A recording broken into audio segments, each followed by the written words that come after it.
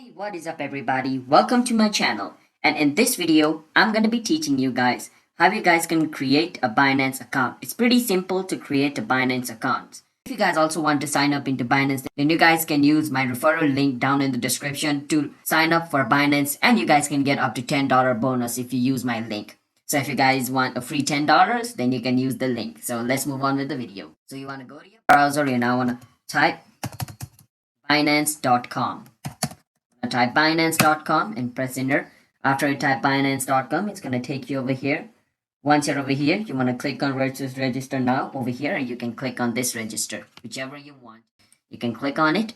Then over here, you have two options. Either you can create an account using email or your mobile number. You can use whichever you want, you find comfortable. I'm going to go with email. After entering your email and password for your account, you want to click on where it says create account. Now you want to fix this puzzle for a verification. Just fix it real quick. After fixing it, wait for some time. Then it's going to send a verification to the email which you just typed. So I'm going to go to my email over here to check my verification code. As you guys can see, I received the verification code over here. So I can just, enter this code over here. After entering the code, just wait for some time. And as you guys can see, your Binance account has been created. Now you can just click on go to dashboard.